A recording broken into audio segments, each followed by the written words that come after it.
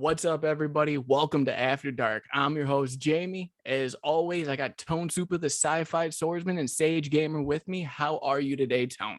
What's up, everybody? And I'm doing great, Jamie. Great to be back. Had a week out with the family, doing some other things, but now I'm back in my groove, checking out my comics, and happy to be back here on the stream. Yeah, man, we missed you, and I think everyone missed us last week at one point. We were all off. Tim's not here this week, obviously, to give you your flat Mountain Dew and, microwave pizza, but he's out getting footloose right now at a wedding, and I'm hoping he's having the time of his life with his kids and his family or whoever else is there, friends-wise. Tim, Shake it up, miss Tim. you. Shake it up. We'll see you back here next week, brother. But yeah, guys, don't forget, we got merch. Go check it out. Link is in the chat right now. It'll also be down below in the comment or in our comment section and description. Go check it out. Very comfortable. We all love it here.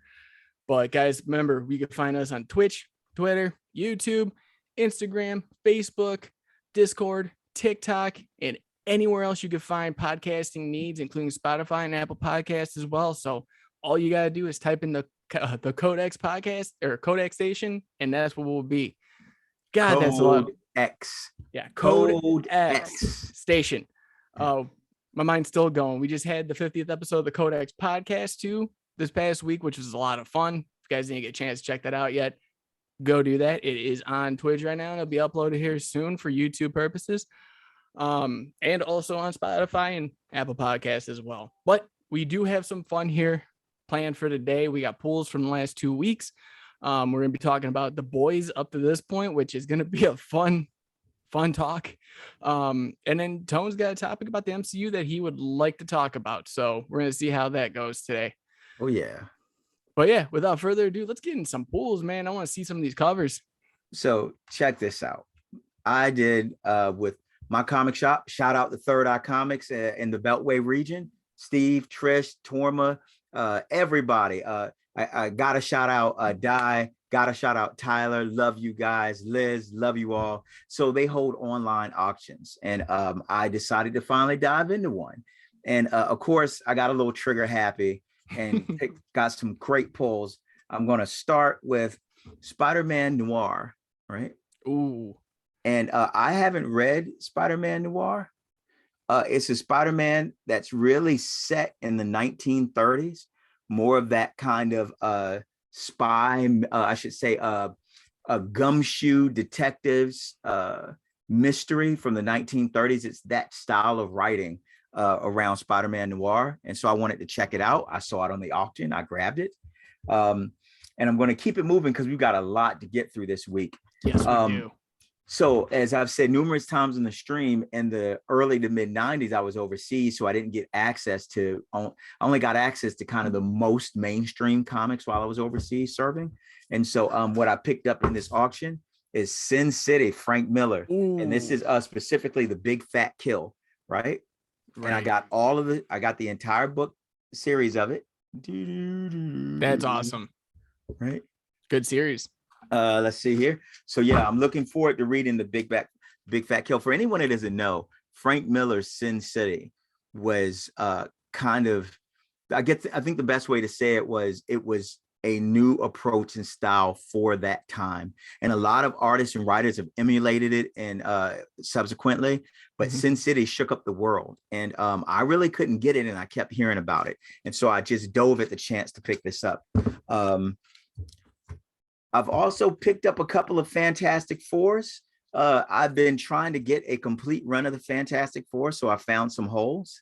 And so this is Fantastic Four number 129. This is Fantastic Four number 350. And those were just about picking up. Now, this says the Thing, right? The return of the Thing, because there's a stretch where the Thing leaves the Fantastic Fours, the Fantastic Four, and then he comes back. And that was his first book back. And that takes me to the next book. While the Thing was not on the Fantastic Four, who filled in for him? The She-Hulk. And She-Hulk was one of my favorite characters through the late 80s and the early 90s. She fills in on the Fantastic Four for the Thing. She also previously had her own book, and I managed to get Sensational She-Hulk number 2, right, in this auction, which was Great Juju. I did bid on number 1, but a bunch of bids came in literally in the last 1 minute. And so I got number 2, but I didn't get number 1. Yeah, that's usually how it goes. Anytime I bid, I'll be like, I got this. They're not going to bid over me. And then it's like 25 cents more. I'm like, no. Yeah. And so these bids cap at $1. And I put in a bid right at the last minute when it hit that 1 minute before it end. And when I went to number 2 to make sure I still had it, and I clicked back and it ended, there were 4 bids just that fast higher than mine. And I didn't have time to put in another one. So it was over. Anyway, I'm going to keep it moving. I picked up Something is Killing the Children, number 24. Haven't read this one yet. But Something is Killing the Children, if you like horror books, it is a must read. Also, Little Monsters, following a group of child vampires. Yeah, you've talked highly about that so far. Yeah, Little Monsters, number 4, really good. I picked up some Dark Crisis tie-in. So DC's big crossover event for this year is Dark Crisis, and the Justice League is dead and a new Justice League is taking its place. And so the story hasn't really unfolded yet, but this is the Flash tie-in to Dark Crisis. Right. I'm kind of going through with you too here. Like, we got some of the same stuff. Yeah.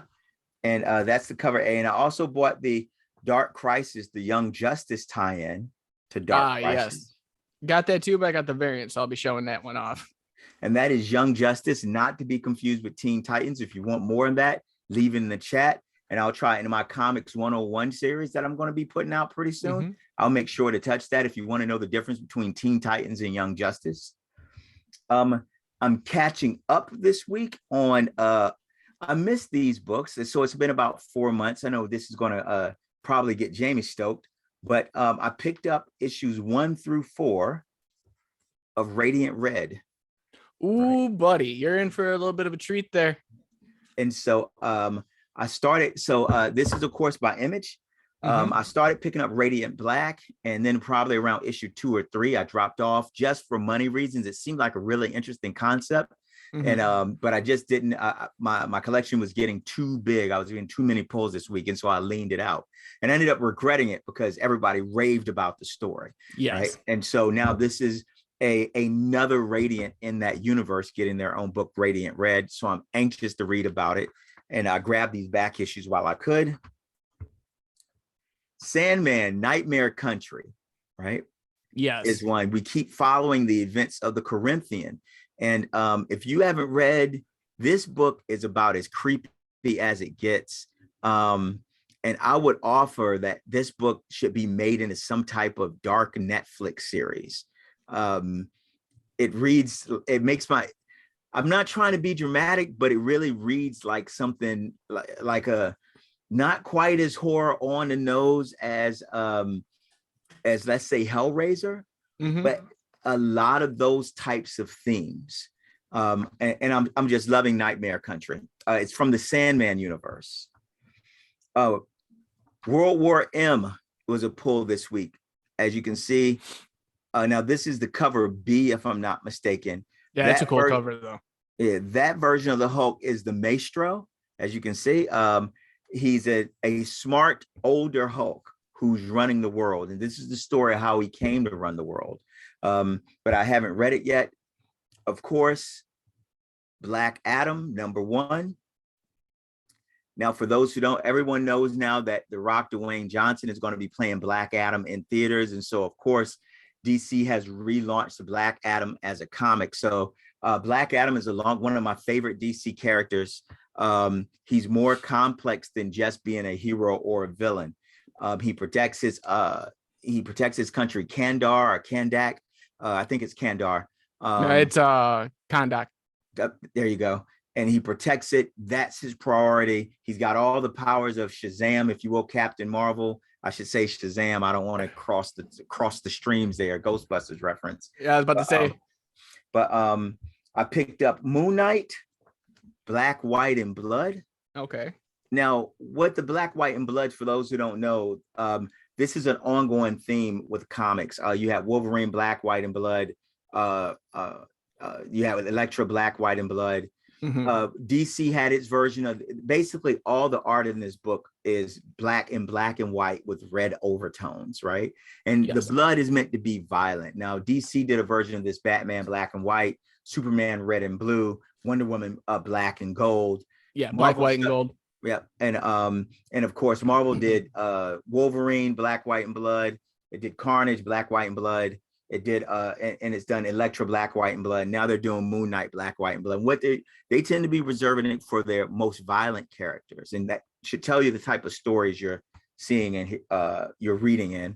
And by far, it's had some amazing anthology stories in there so far. Like they've hit on all cylinders, even though they're short stories. Yeah, absolutely. And they're easily accessible if you want a book you can get in and get out, because they are short stories. Each book contains 2 to 4 shorts. I say 3 to 4 into that character and their motivations or their experiences. And then, of course, Moon Knight number 12. Pick that up this week. You got the variant. That was a good one. Yeah.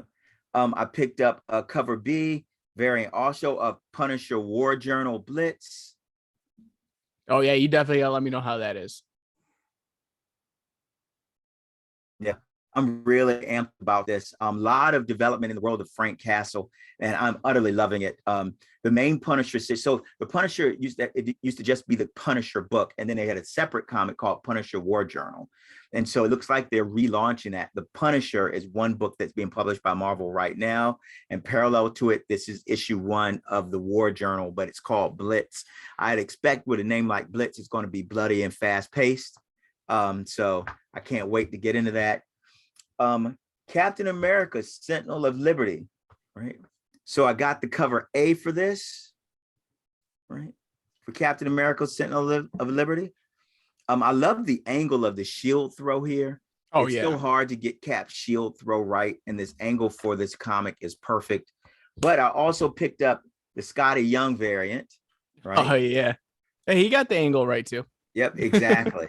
And if you notice, if you like cutesy little animated characters, this is just the cover. This is not the art inside of the book, but that's what Scotty Young does when he gets a hold of Marvel characters. He makes them so adorable. These books always fly off the shelves, and so I made sure to pick it up.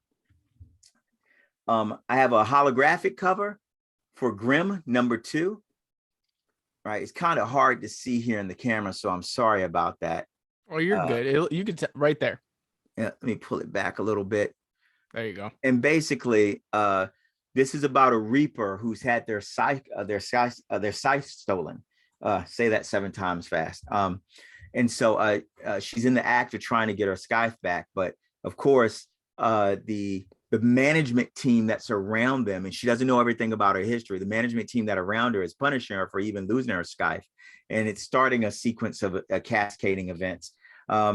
I also have by Aftershock a Calculated Man, right? Ooh. Now, I'm not really sure. I don't know much about this comic. I love the cover, and I love Aftershock's work as a comic company. That's non-Marvel, right, non-DC, non-Image. That's Aftershock. And so I decided to check it out and see what it's all about. And then we have X-Men Red. Okay. We have the X-Men. And we have my last pull for the week, the Immortal X-Men, which is my book of the week. That's your book of the week? Yeah, Immortal X-Men number 3. Now, I haven't read everything, so that could change. But right now, Immortal X-Men number 3 was just an outstanding comic. And it really goes into Destiny's background. And so we know that Destiny is a bit of a prophet. She can see the future. She sees possible futures, and she's trying to steer the island of Krakoa to its best possible outcome. But we've never known a lot about Destiny's life until now.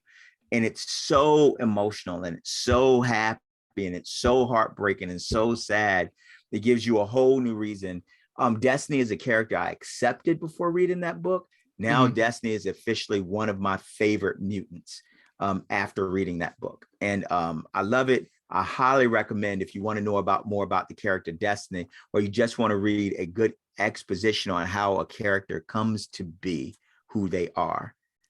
Immortal X-Men number 3 is the book for you. And those are my pulls for this week. Those are some awesome pulls too. And I'm glad I picked up the variants because I had a lot that were the same as you, but I got the B covers for them. Cool. We're going to start off with something that I found that I didn't know about, but it looked cool. I know we're a couple issues in on it. It's called A Town Called Terror from Image Comics. Mm-hmm. And from what I can tell and read, it is just a straight horror story.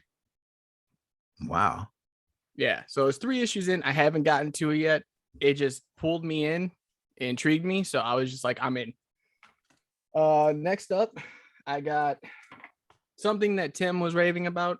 And so was a lot of other people, but I picked up all 3 issues of We Have Demons with Snyder and Capullo. I think this is probably going to be something I review because it's 3 issues and I want to be able to go out and, tell everyone about it. It's from Dark Horse. You can't miss when it comes to Snyder or Capullo. So I'm happy as can be with that. I got the variant issue of What If Miles Morales Became Thor. Okay. I hated that issue. Did you? Yeah. Not the art, but the story, the writing and the story really, really perturbed me. You read it, we can talk about it later. Yeah, I'll let you know my thoughts.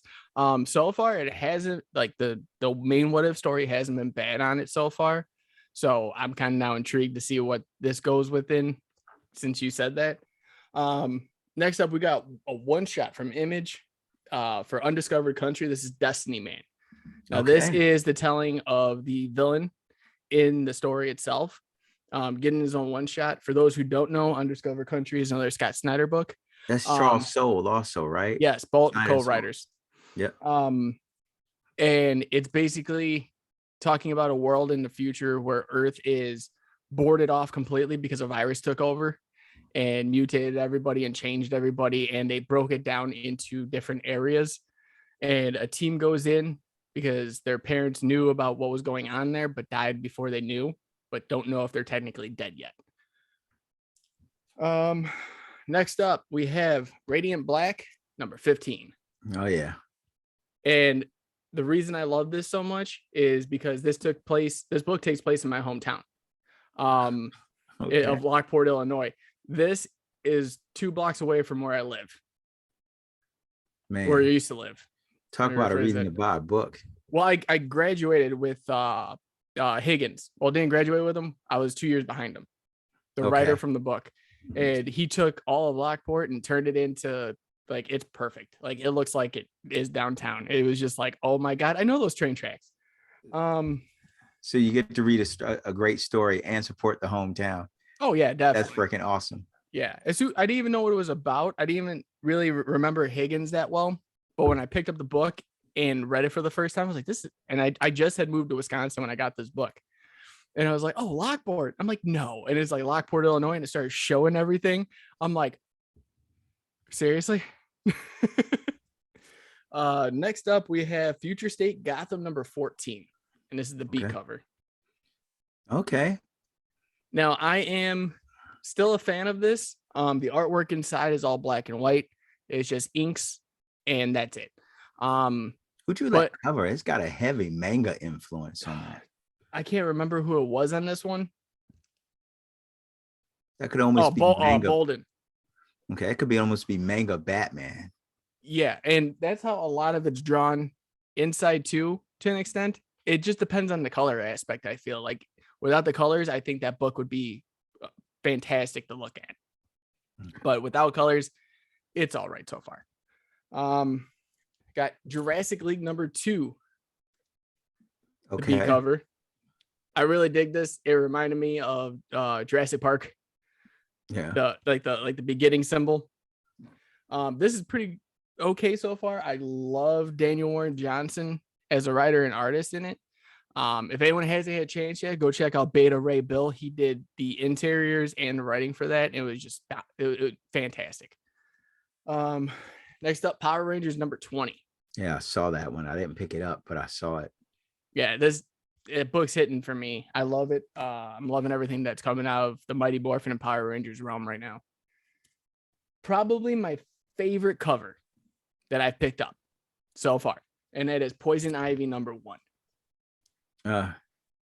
Is that the Humanity Had Its Chance, or is that just #1 for the book for her series? This is #1 for the series, but I believe that's what it is. They had they were out of the Pride cover, but this one just I couldn't pass this up. Yeah. Is that an art germ? This one I think is Matina, if I'm not mistaken. One that I did have is a mail call because I did not get it. Is DC vs. Vampires Hunters B cover. Yeah. That's a throwback to the old Robin cover. Yep. Me and Tim were talking about that, obviously off air. That's the first Tim Drake Robin cover.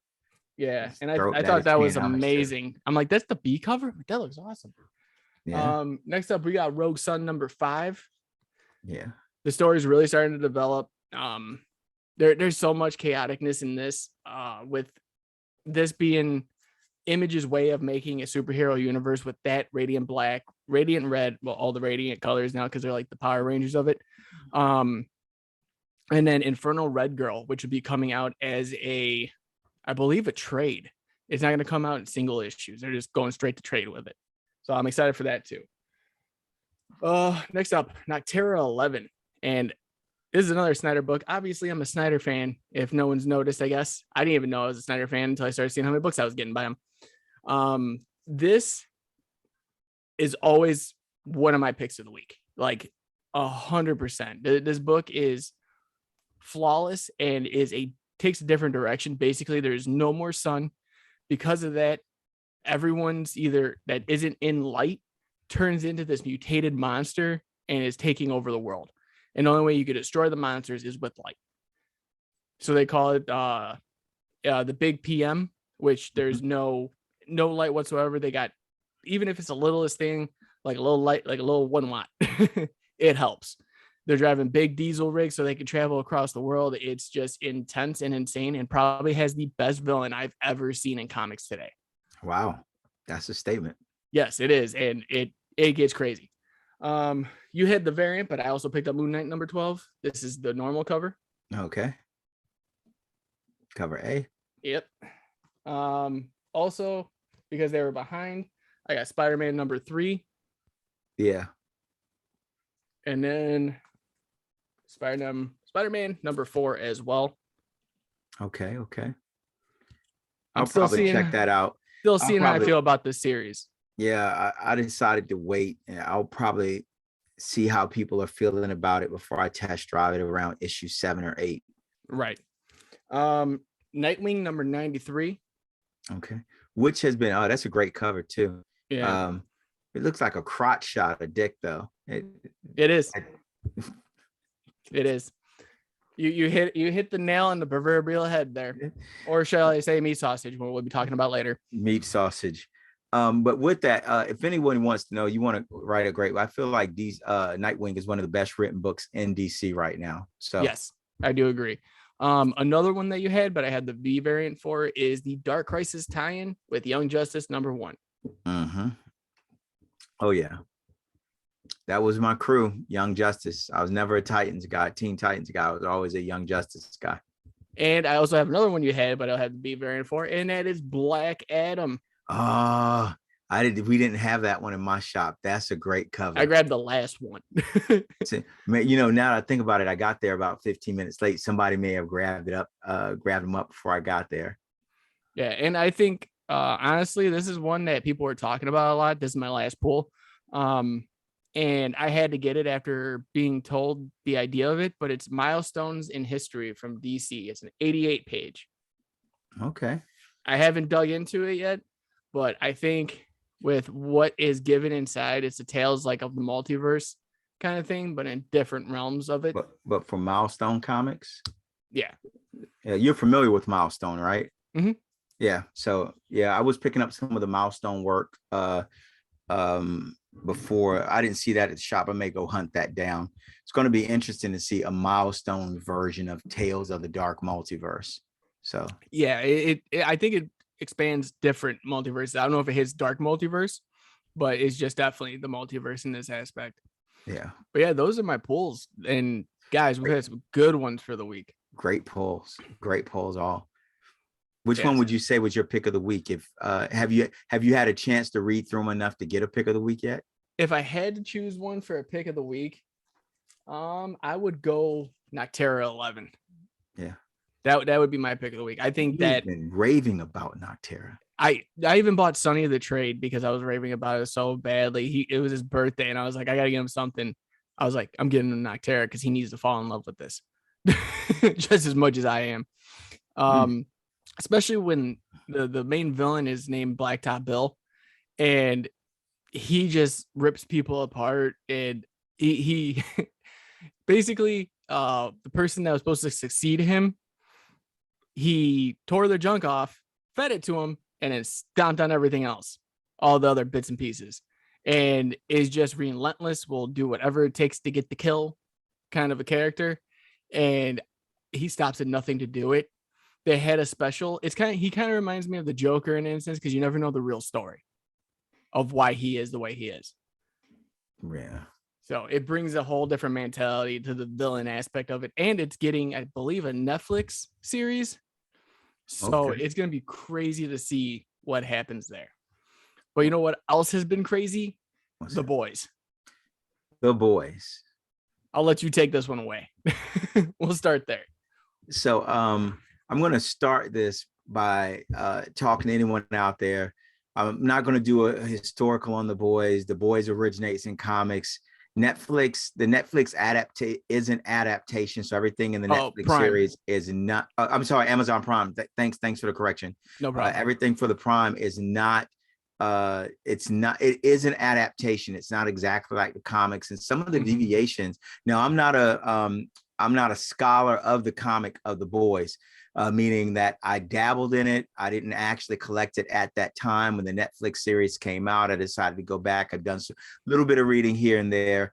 But from what I'm seeing and from what others are saying, the adaptation works perfectly for the Prime series. And the changes are smart. But with that being said, I'm not going to go back through all of that. Latest episode, Hero-gasm. We're starting off hard there. Yeah. So what I love about this is The Boys pulls no punches on anything across the scope of their story. And then on top of that, they're including so many real world kind of modern world kind of references, things that exist in today, the social spectrum, the political spectrum. Just like if you go back two episodes ago, and when they went to Vaught's amusement park, you saw the titles to the different rides and stands there. Brave Maeve's Tacos, right? And just the names of things, the woke walk. Anyway, back to this episode, Hero-gasm. Fans of the comic were waiting for this. Basically, all the heroes get together and have an orgy. And so in this particular story, needs to say, they're after people that they want to find at this particular orgy. And it's just overtly hilarious. It's so over the top. It's so vulgar. It's so crude and crass, but you can't help but laugh. Right. A-Train continues to be shameless. Whether it's his bullshit A-Train to Africa, which just made me cringe and want to go up and slap him. I have no love for the A-Train character. And of course, he with his finally standing up to Bluebird, right? And running and killing him, using his power for the first time, I think, in since last season. We've seen him use his power. The fight between frickin' Homelander and Soldier Boy and Butcher and Huey. Huey and Starlight finally have their confrontation on Huey getting tired of being just bluntly a little bitch, right? And wanting, the man can't even open jars, right? He has to get Starlight to open his jars for him. And finally getting tired of that. And if I need to take this soup serum from Vought, I'll do it. I just love everything they're putting together. And then parallel to all this all this craziness that's going on. Not to stay in Homelander's scene where I forget the name of the actor who plays Homelander. Oh, Tony Stark. Yeah, he gets his Green Goblin scene. What's the name of the guy who plays the Green Goblin? William Dafoe. He gets his Willem Dafoe scene in the mirror. Yes. Right. And that's exactly what transpired in my head when he was talking to himself. I'm like, they just took Spider-Man, just threw it right here. Yeah. And while I don't think he did it as well as Willem Dafoe, he did it exceptionally well. Willem Dafoe mastered that in that particular scene, the play against yourself in the mirror. Mm-hmm. And Tony Stark showed that, man, I can do this. And he really nails this multiple, almost a split personality aspect of Homelander. And it was great to see. And then, of course, you've got the other side of this, which is kind of the beating heart of the series, when you see the female and a Frenchie and their struggles and the things they're going through. And there's such humanity in the struggle that they are. So on one side, you have this, it's violent, but there's this deep desire to be human and to be normal, and that resonates with you. And then right here on the other side of the partition, they're going to switch scenes, and it's just this insane hero-gasm violence taking place with I'm talking forever. Go ahead and jump in, Jamie. Okay, so that episode starts off with a disclaimer saying, if you're not going to be a fan of this episode, like, you need to turn away right now. And in my mind, I honestly thought it was going to get a lot worse than it did. And I'm being 100% honest with you. When the way people have been talking about it, the way people have been, like, even the actors and actresses on the show, I'm like, oh, we're in for some, like, major, mind blowing, just not like, I can't even, I don't even have a word, but like just the raunchiness of it. We had a guy who can shrink, jump out full size out of a woman's, another super's vajayjay covered in juice, and then wipe it out, rub it on another dude's jacket. Yeah. Right. And it was the same dude from the beginning of the series that jumped into the other guy's wiener and blew him up. But no, there was a lot, don't get me wrong, there was a lot of like major raunchiness in there. I thought it was going to be more of a longer, like, more focal point of that, like what's happening. And the whole time, I love how Butcher's like, Frenchie's been wanting to be it in one of these since forever. He's gonna be so mad. Everybody keeps saying that. Mother's Milk says it too. Eminem says it too. Frenchie's gonna be so mad he missed this. But I gotta say, like, I love Jensen Ackles' performance as Soldier Boy. It hits on all marks when he's crushing up the pills and he's just snorting them real fast. And then he's watching the ad with the dad with the baby carriage. He's like, what is that? And he was like, a lot of dads wear that. He's like, no. Oh. And then he's like, weren't we good with Afghanistan at one point? What happened? Like, just like everything you could think of. Like, he's just he is the Captain America douchebag that we've always wanted. The Bill Cosby line killed. Oh yeah, when he's like, he's everybody America's knows, dad. Everybody knows Bill Cosby is America's dad. And then he's like, he makes some strong drinks. I was like, oh, that's a shot in the dark right there. I was like, I never thought he'd say that. But the whole series so far, leading up to this point, has probably been the best boys TV I've seen. And like you said, the fight between Huey and Starlight, because Huey's felt like this nobody that couldn't save her life. He's like, it's finally my time to save you. And she's like, I never needed saving. Like, I didn't care. And he's like, I did. And his like, which, by the fight way, with that D for her. She clearly does, because Homelander would snap her neck in a second. She's completely trapped, right? By Voight, in Voight, up to a psychopath. She clearly needs help or saving. And to say, I don't need saving, when the guy you asked for help just got his legs ripped off and his face beat in by Homelander. Yes. Right. Which that was a grotesque scene to see too. He's like, let's go take a little, let's fly. And like he drops her off on the rooftop and his face is just caved in, missing legs. He's like, that's going to happen to you. Play nice. It's like, oh. Yeah. And but if you really look at it, she doesn't even scare anyone with her little starlight eye when she gets angry and the power shows up in her eyes. Like, there's no one around her that's threatened by it. No, even the mayor, what's her name? I keep forgetting her name. Yeah. She's like such an underwhelming character, but with her powers, it makes her kind of like still relevant, I would say. But even when she was talking to Starlight's like, you have a choice. You can either pop my head right now or leave this room. And she's like, oh, well, I could do that at any time. I don't need you to tell me what to do. And as she left, you just see Starlight's nose start to bleed.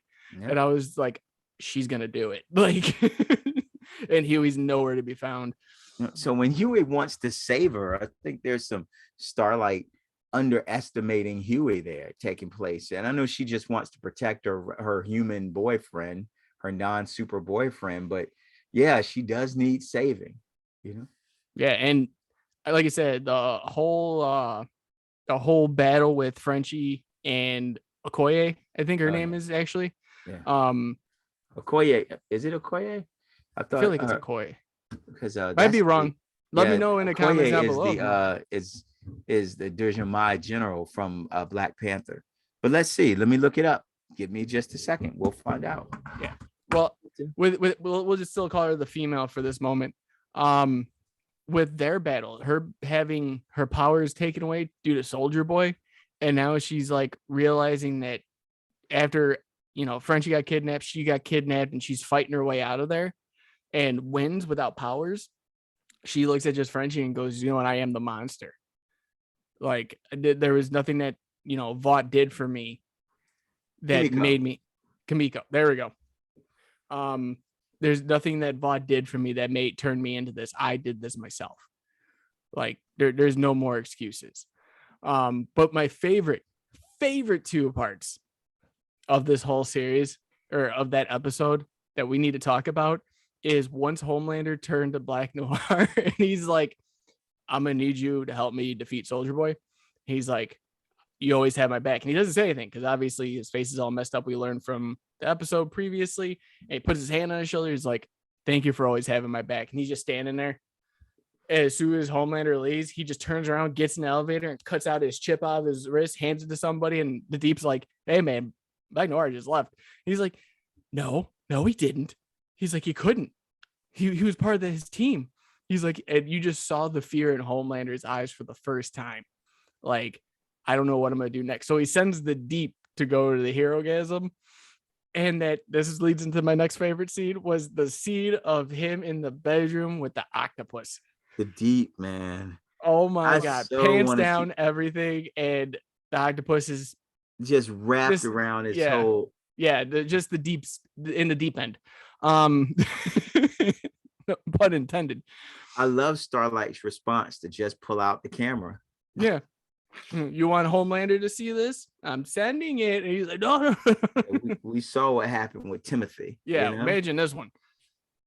But yeah, no. So far, with this series, I think bringing in Soldier Boy really brought in a new dynamic, because even with their fight, you've seen Homelander basically go, I looked up to you, but I'm your equivalent now. And Soldier Boy looks at him. He's like, boy, you're wearing a cape. What are you talking about? And he's just like, no one's like me. And they just start fighting, and Butcher gets involved, and Huey. And to me, the scene where they got them all on the ground and there's that 1 split-second chance reminded me of Infinity War. When they're getting the gauntlet off of Thanos. Yeah. It was that 1 second, and then he's gone. Yeah. And I'm just like, they were so close.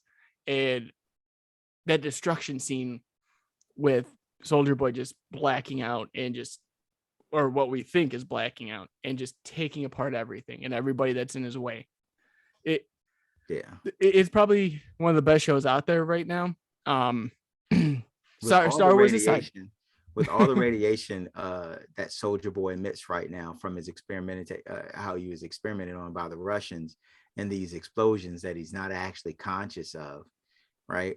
Every time it's like a trigger. Like anytime he hears a certain like tone or beat or something. I want to see how they're going to explain how MM survives that explosion, because at that time, Butcher was still a super, Yeah. right? And so MM was like on the ground already. Yeah, and so I'm like, the whole house was decimated. People were burned up.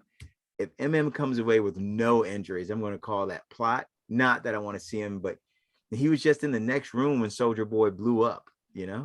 And but so, then we got to talk about that ending.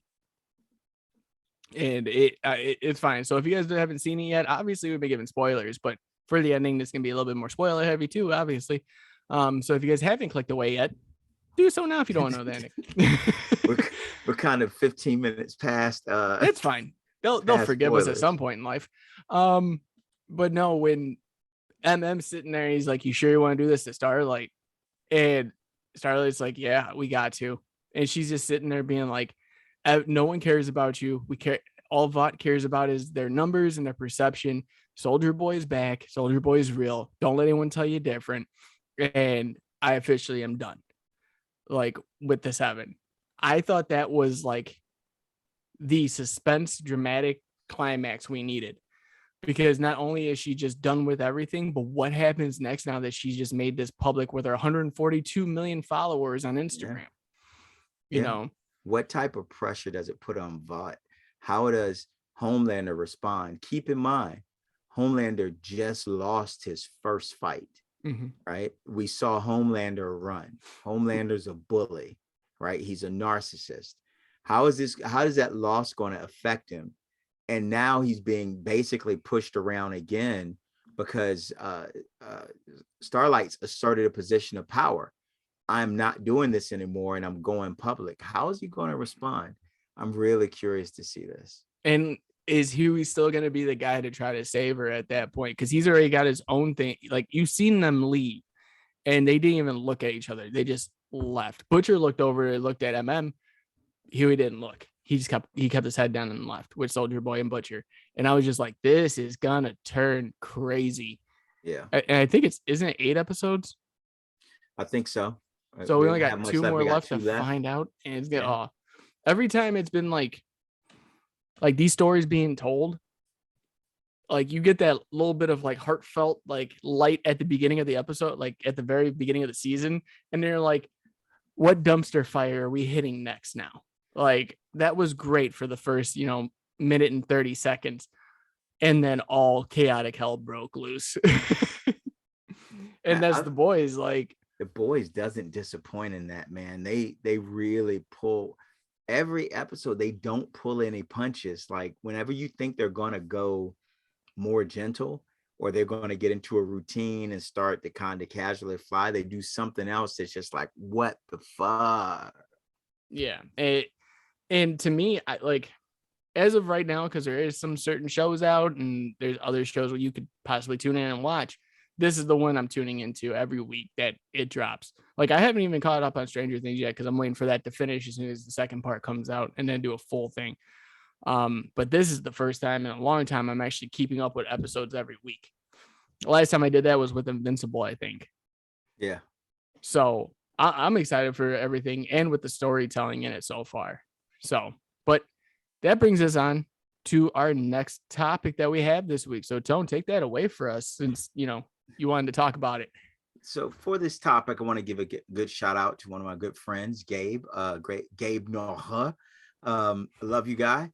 And he asked me a very interesting question and thought it'd be great for us to talk about. And that question is, with the current state of the MCU, with how big the stories that they're telling, is it going to be possible or practical or acceptable for them to go back to telling smaller, tighter, more confined stories? Like, if we really look at what they've done in the MCU, we have the Mallegation. We have several huge movies in the Avengers, right?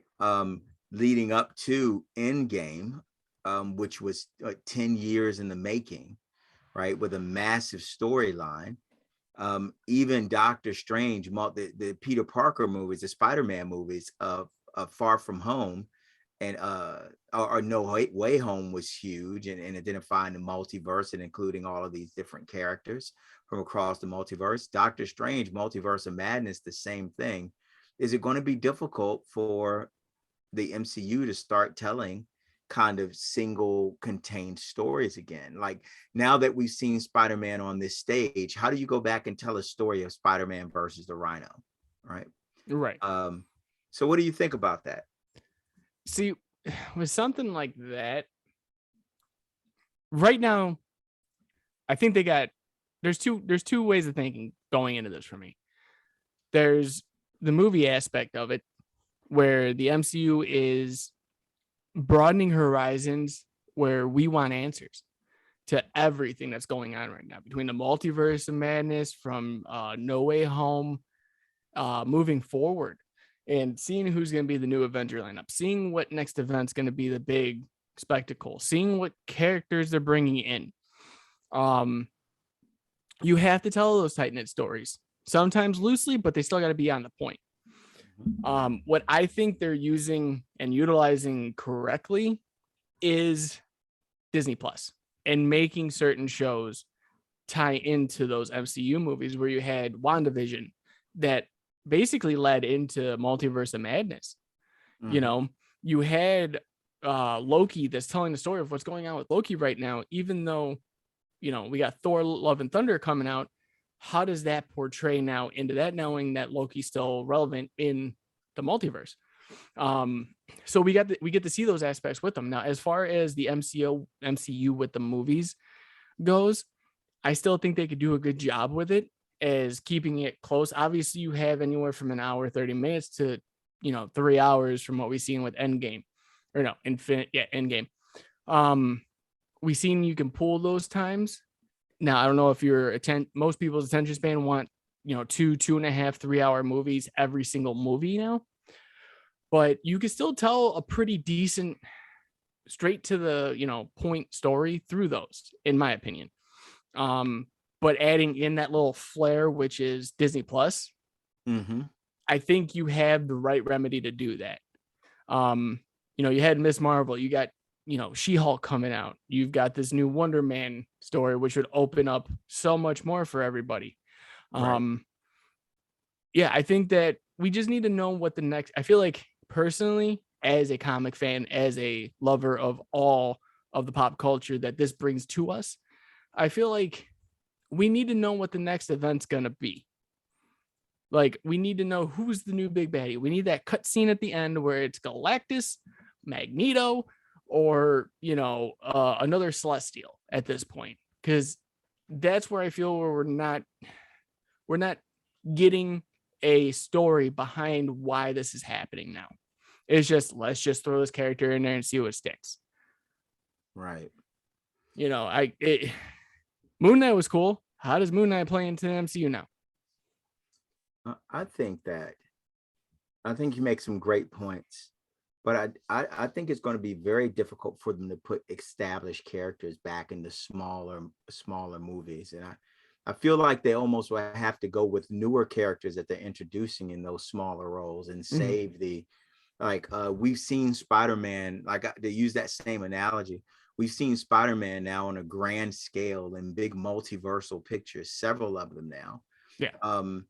And I think taking him and just now doing a singular movie with Spider-Man versus one villain, Spider-Man versus the Lizard, I think average fans would find that boring at this point, considering everything Spider-Man's been through. And right. I feel like what you hit the nail on the head with the Disney Plus. I think if they do that if you look at the phase 1 movies, Thor, the Incredible Hulk, Iron Man, they're very tight. Captain America, the First Avengers, they're very tight stories, right? Very narrow. I think each movie's like an hour and a half max. I think they'll have to introduce new characters in that type of movie. But right. The established characters, they're going to have to save for these larger mashups, or make their movies kind of critical to these other characters coming in and coming together. Okay. And I think that's disappointing. Like we saw, one of the things we said in the pre-show was with Peter. Like I never saw whether it was Homecoming, whether it was Far From Home, whether it's No Way Home, I don't think Tom Holland's Peter Parker got close to being classic Peter Parker until that very last movie, the way that last movie the last like 10 minutes of the movie. Right. But now, as we know, this is where he goes out and he's fighting the Vulture, he's fighting Rhino, he's fighting the Lizard, he's fighting the Scorpion, he's fighting Mysterio. They can't go back to Mysterio, but those stages may be a little bit too small for him now, for what they've already exposed him to, especially if he's going to be the center of the next MCU phase. They kind of positioned him to be that, but don't know if that's how this is going to unfold. But I think it's going to be difficult, and I think that they're going to save the big established characters like the Spider-Man and the Doctor, the Spider-Man and the Doctor Stranges. Even if they have their own films, I think they're going to be big. Right. And I think they're going to introduce new heroes in these tighter, small, confined stories, or put them on Disney Plus. Yeah, and kind of piggybacking off that a little bit is I can understand like these bigger characters, but they're introducing so many more smaller, relevant characters that need to be known. I think like you had the American Chavez, you have Ms. Marvel right now on Disney Plus, you have the Moon Knights. You can work with those smaller characters and still have like a quick cameo of like the more relevant characters coming in, like the bigger heavy hitters, right? And have them be a part of that story, so that way it makes a little bit more sense. Where we're going right now, and I'm going to ask you this too, you know, with Multiverse of Madness, for those of you who haven't seen it and have been living under a rock, we did get some cameos from different areas of the multiverse, which we've seen, you know, Reed Richards, Fantastic Four. We've seen Black Bolt. We've seen Peggy Carter as Captain Britain. Yeah. Yeah, there we go. She was Captain Carter. Captain Carter, my bad. Thank you for correcting me on that one. But we got those like instances. I want to see where those should be the heavy hitters for later. Now, those should be the things we're looking forward to and see how it's built to get to that point.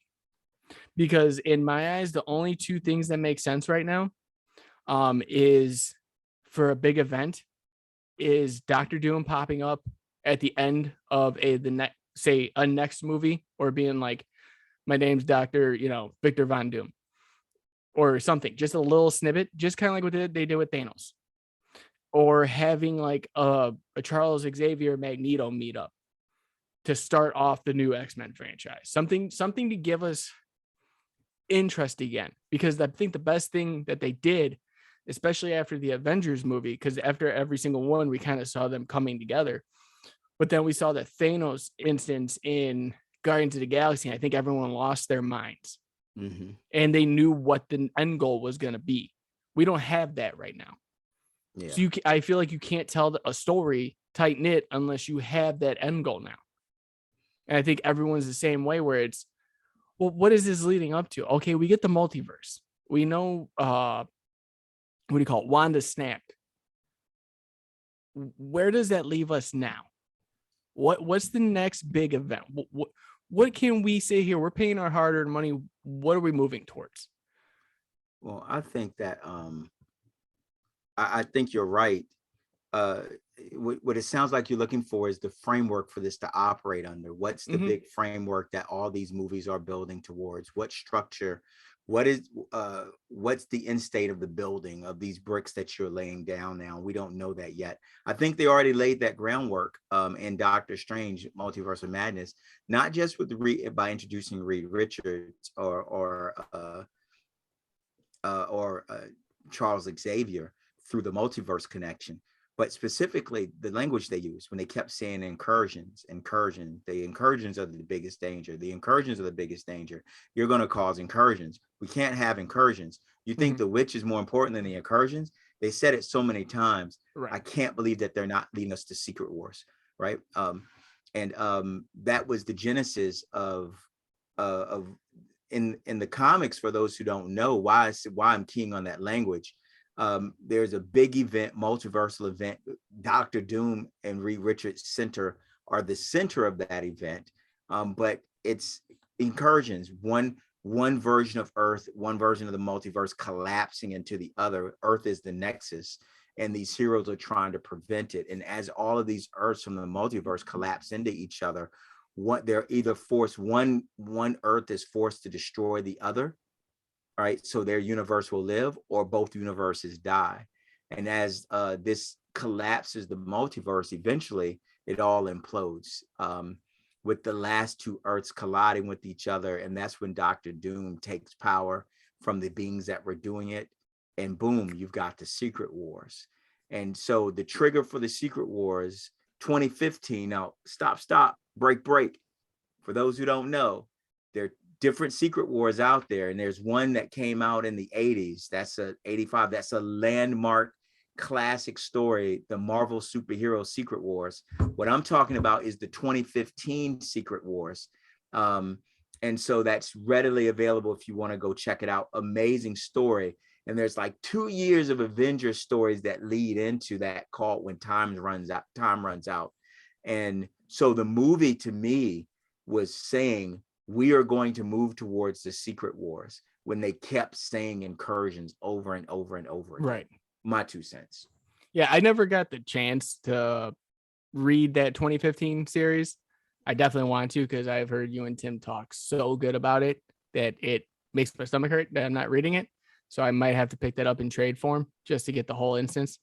I would tell you, just read the main book. Just like with any of these modern cross books, they released, there's the main Secret Wars storyline, which I think is 12 books.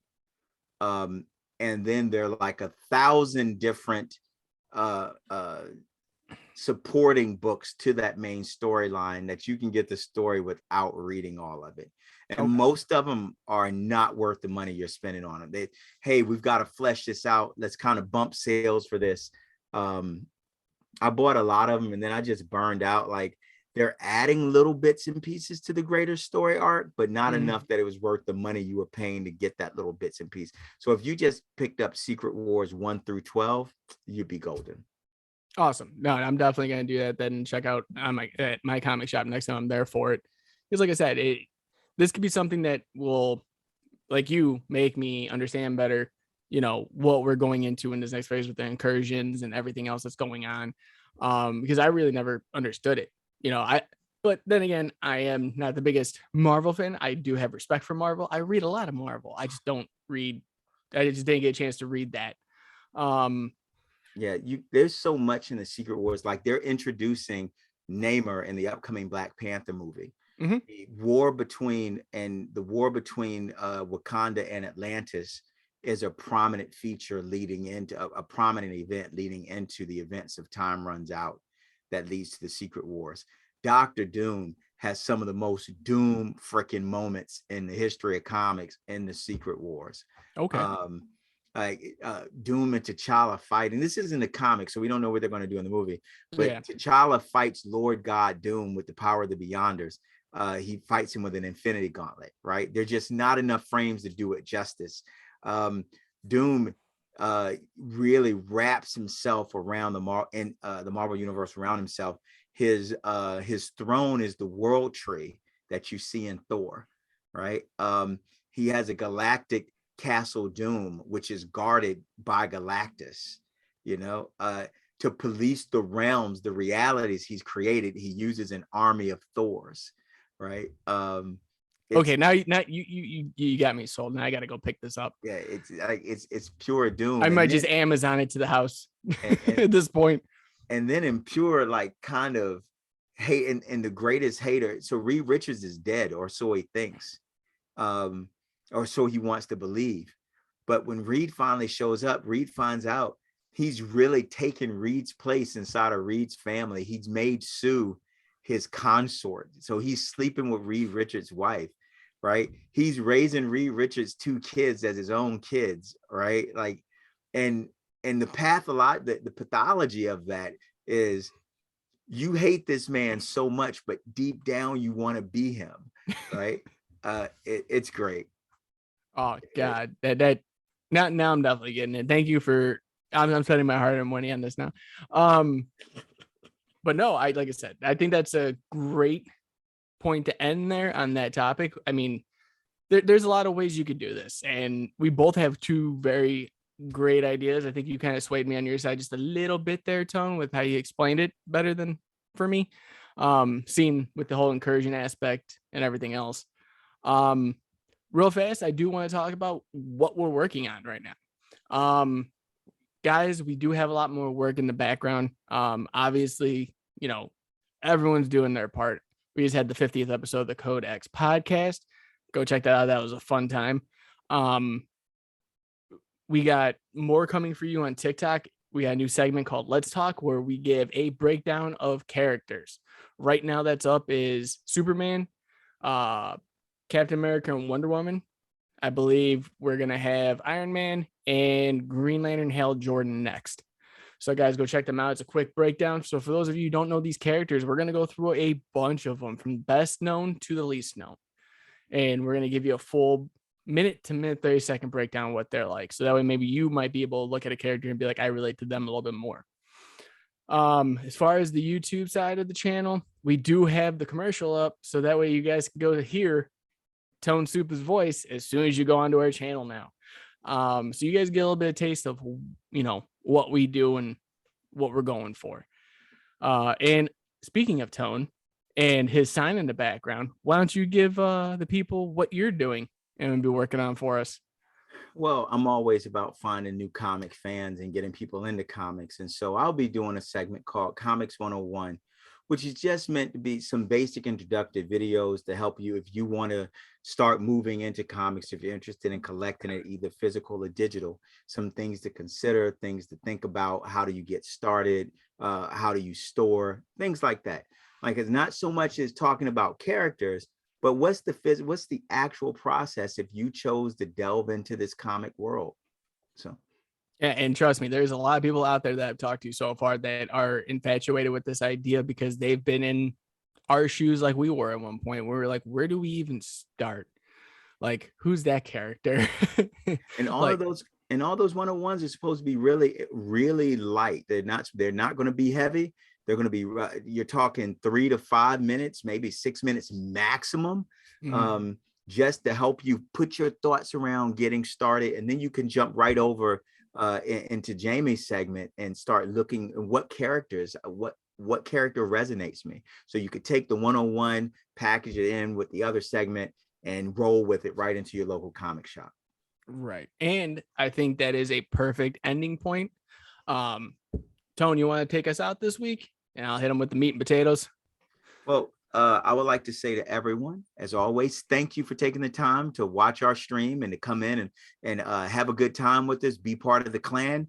Please take the opportunity to help us get the word out, spread this to your family, your friends, anybody you know, your comic shop, that anyone who's interested in this, have them tune in, check us out on any of our social media platforms. And we build all of this content for you. If you have things you'd like to see or things you're interested in, hit us in the comments, shoot us an email.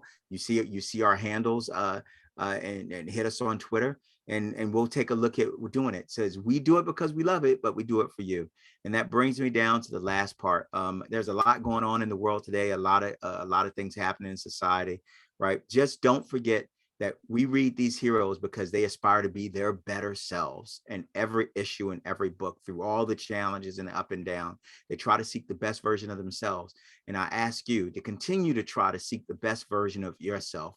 Remember here at the Codex Station that we love comics and we love heroes, and you are a hero.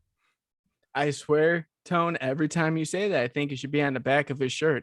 Oh, it is. Guys, go check out our merch. It'll be in the description below. It's also, if you guys are on Twitch right now, in the chat. I love that segue, by the way. Guys, it's comfy. We all have it. We love it. The hoodies, the shirts, the stickers, because Tim loves stickers and sent me pictures of them. But guys, as always, find us on Twitter, Twitch, YouTube, TikTok, Discord, Facebook, and any other podcasting needs you can find. All you got to do is type in the Code X Station, and that's where you're gonna find us. Guys, as always, be kind to one another out there. like Tone alluded to, you never know what anyone's going through. So even making someone smile can change the course of their day or their life. So always be kind. And guys, as always, I will see you in next one. Peace.